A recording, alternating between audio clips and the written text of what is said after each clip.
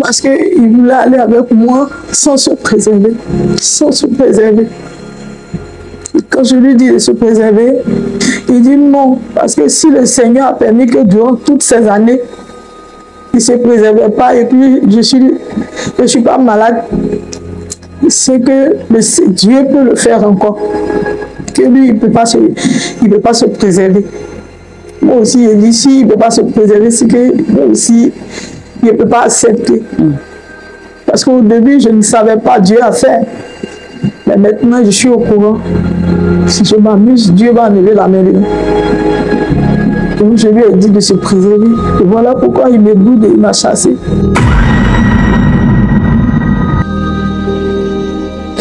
On est mariés, ça fait maintenant 8 ans. Mon mari était quelqu'un de gentil, il était très bien.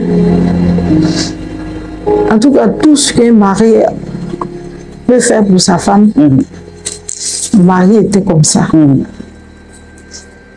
Je ne sais pas quel mot dire pour le qualifier, mais il était bien. Tout se passait bien, il faisait tout bien à l'église. Tout était parfait en ce moment. Je suis sur le plateau ici, madame, franchement, à vrai dire. Et que comme ça, un jour, il était là et mon mari me dit qu'il y a des gens qui sont venus prendre le don de sang dans le quartier tout près de nous. Et mon mari est venu m'informer, il m'a dit, je lui ai dit qu'il n'y a pas de problème. Il me dit c'est dans 2 jours que cela va se faire dans le quartier. Les dons de sang. Il dit il n'y a pas de souci. Et quand les 2e jours sont arrivés, je n'ai pas eu le temps. Je suis allée au travail. Mon mari dit, lui seul, il va aller le faire. Mon mari dit, lui seul, il va aller donner son sang, comme je n'ai pas le temps. Et lui seul, il va aller donner son sang. Le soir, je suis arrivée, je suis venue trouver déjà, il était déjà couché. Je n'ai pas voulu le déranger. Je l'ai laissé dormir jusqu'au lendemain matin. Je lui demande, puisque le matin, on doit faire la prière. Donc je le réveille très tôt le matin pour prier. C'est moi, je devais diriger la prière. Donc je n'attendais pas sa voix. Et moi, je me suis levée, je priais. J'ai prié fort. Mais lui, je n'attendais pas sa voix. Donc j'ai prié jusqu'à quand j'ai fini de prier. Et je lui ai posé la question. Je lui ai dit, mais qu'est-ce qui s'est passé que tu ne priais pas? Il n'a rien dit, il a tiré le tiroir et il m'a donné une enveloppe.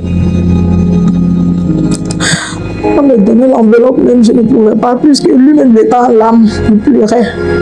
Je tremblais sur moi-même pour prendre l'enveloppe. J'ouvre l'enveloppe.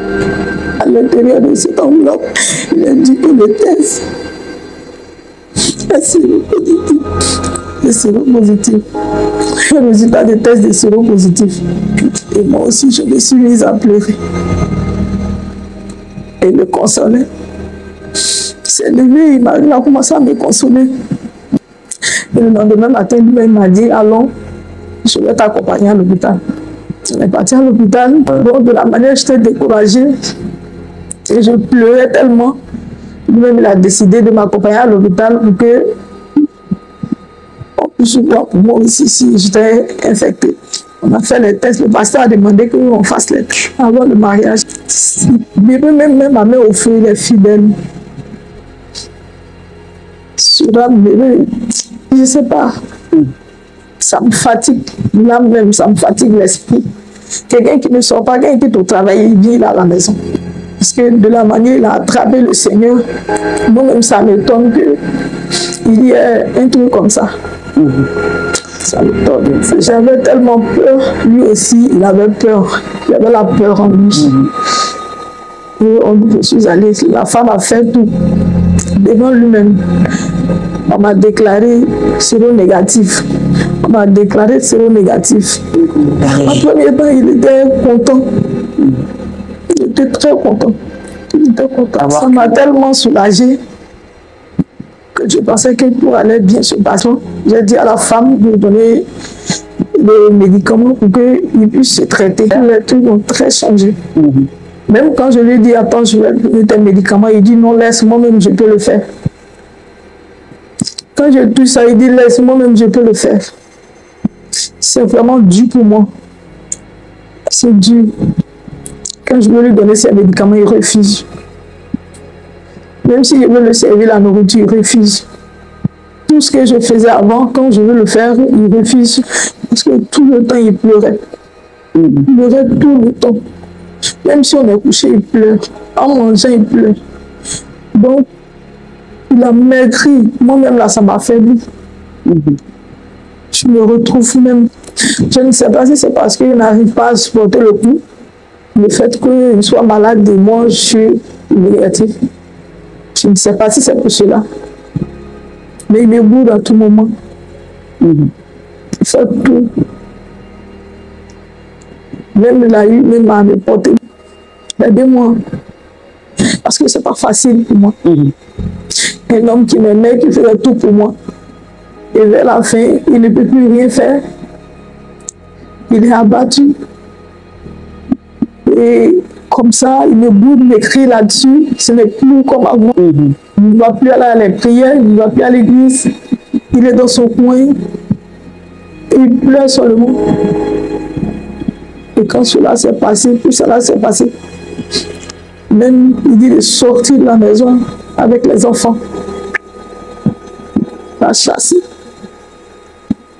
Je ne sais où aller, je suis allée vivre chez une camarade. Puisqu'elle n'est pas là toujours. Elle est vent, elle voyage beaucoup. Elle reste chez elle avec les enfants toute seule. Parce qu'il voulait aller avec moi sans se préserver. Sans se préserver. Et quand je lui dis de se préserver,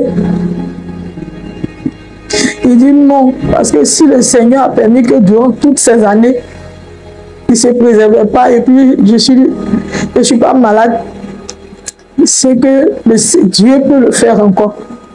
Que lui, il ne peut pas se préserver. Moi aussi, il dit, si il ne peut pas se préserver, c'est que moi aussi, il ne peut pas accepter. Parce qu'au début, je ne savais pas, Dieu a fait. Mais maintenant, je suis au courant.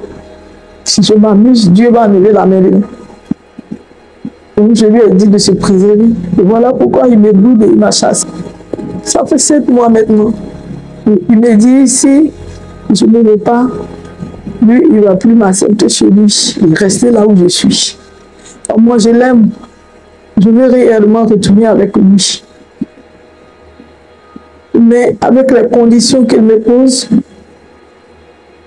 ça me fatigue l'esprit. C'est ça qui me bloque un peu. Je suis prêt à retourner pour l'aider, faire tout avec lui, lui donner des médicaments, comme d'habitude, m'occuper de lui. Mais seulement les conditions qu'il me pose, il ne veut pas se préserver, c'est ça qui me fatigue l'esprit. Donc, il ne peut pas. Si c'est bon, on reste dedans. Si c'est mauvais, on reste dedans. La jalousie. Parce que Dieu a fait que je ne suis pas malade. Lui, il est malade. Donc, il n'arrive pas à supporter le coup, en fait. Monsieur ne peut pas. Je veux franchement l'aider. Donc, pourquoi lui, il ne veut pas m'aider? En se préservant. C'est ce qui fait qu'on n'arrive pas à s'entendre. Il ne prend pas mes appels.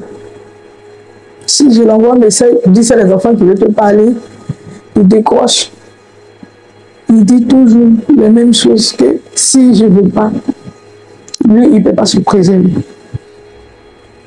Toujours il reste sur sa décision.